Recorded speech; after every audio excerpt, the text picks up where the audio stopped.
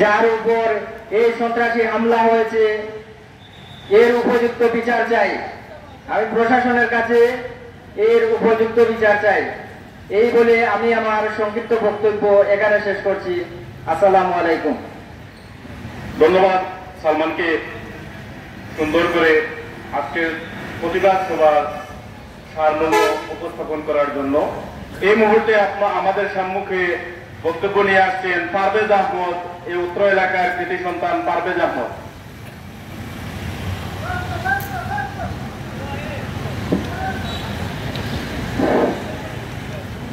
বিসমিল্লাহির রহমানির রহিম। আপনারা সবাই এখানে সমাবেত হয়েছেন। সবাই জানেন যে আগামী 23 তারিখ 7 ঘটিকার সময় এওলাটিগড় স্থান নামক স্থানে আমাদের শ্রদ্ধাভাজন বড় ভাই, যাকে গোলাপগঞ্জ পৌরবাসী সবাই চিনে, কোন রাজনৈতিক দল করেন নাই, তিনি সামাজিক কর্মকাণ্ডে ও ইসলামিক কর্মকাণ্ডে জড়িত থাকেন, সবার পরিচিত আমাদের জীবন ভাইকে কে বা কারা দুর্বৃত্তরা ছুরিঘাত করে পালিয়ে চলে যায়। জানি না কে বা কারা এই দুর্বৃত্ত জীবন ভাইকে গুরুতর আহত করে পালিয়ে যায়, কারা এদের সাথে জড়িত, কারা এদের সাথে আছে, তাদের কালো হাত আমরা দেখতে চাই। আমি প্রশাসনের দৃষ্টি আকর্ষণ করছি যে বা যারা আমাদের জীবন ভাইকে এরকম ভাবে নির্মম ভাবে চাকু দিয়ে ছুরিঘাত করেছে, কাদের হাত আছে এদের পিছনে, আমরা এটাই জানতে চাই। আর জীবন ভাইয়ের উপর এরকম হয়েছে, আমাদের উপর এরকম হবে নাই, কোনো নিশ্চয়তা নাই। চাই সবাই নিজ নিজ তরফ থেকে জীবন ভাইয়ের সাথে থেকে আমরা সব সময় পাশে থাকতে চাই এবং জানতে চাই কে বা কারা এরকম কর্মকাণ্ড করেছে। আমরা এর বিচার চাই। এই বলে আমার সংক্ষিপ্ত বক্তব্য এখানে শেষ করছি। আসসালামু আলাইকুম। ধন্যবাদ পারভেজ আহমদকে।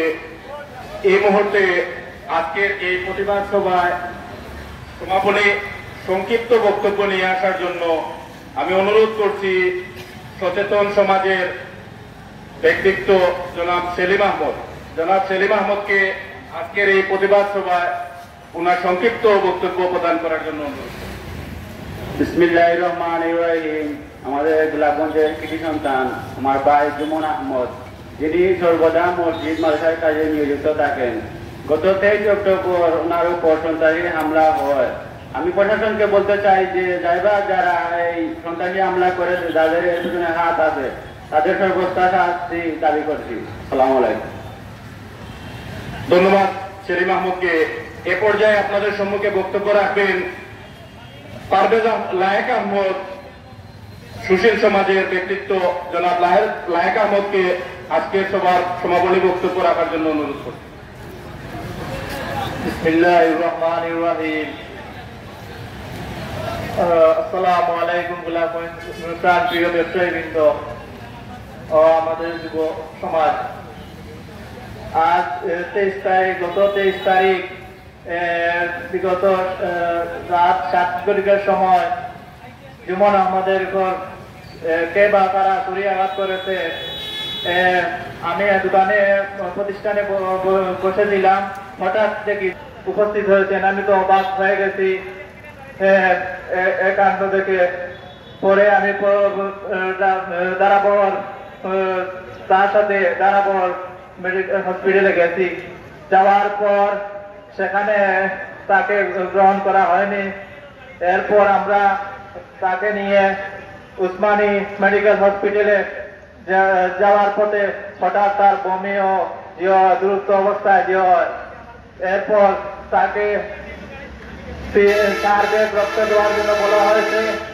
এরপর তাকে রক্তের জন্য আমাদের প্রান্তীয় ভাই, ছোট ভাই গ্রহণ করেছেন।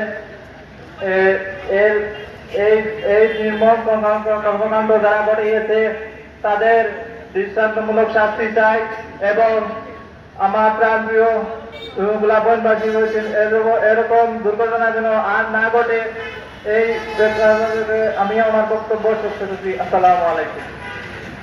ধন্যবাদ জনাব লায়েক আহমদকে এত সুন্দর করে দিক নির্দেশনামূলক বক্তব্য প্রদান করার জন্য। এই মুহূর্তে আপনাদের সম্মুখে বক্তব্য নিয়ে আসবেন অত্র এলাকার কৃতি সন্তান, তরুণদের সচেতন সমাজের ব্যক্তিত্ব জনাব ইকবাল আহমদ। ইকবাল ভাইকে আজকের এই পথসভায় সংক্ষিপ্ত বক্তব্য প্রদান করার জন্য অনুরোধ করছি।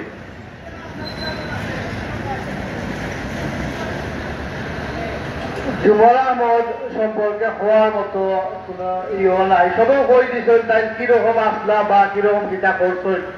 তাই সমাজসেবিক একজন মানুষ, আর তার ব্যবহার অত্যন্ত ভালো, তার সমালোচি প্রায় আমিও, কিন্তু পাশাপাশি যা কথা, কিন্তু কেউ কেউ নাম দরিয়া ডাকি নাই পর্যন্ত, এইরকম ব্যবহার তার লোকে।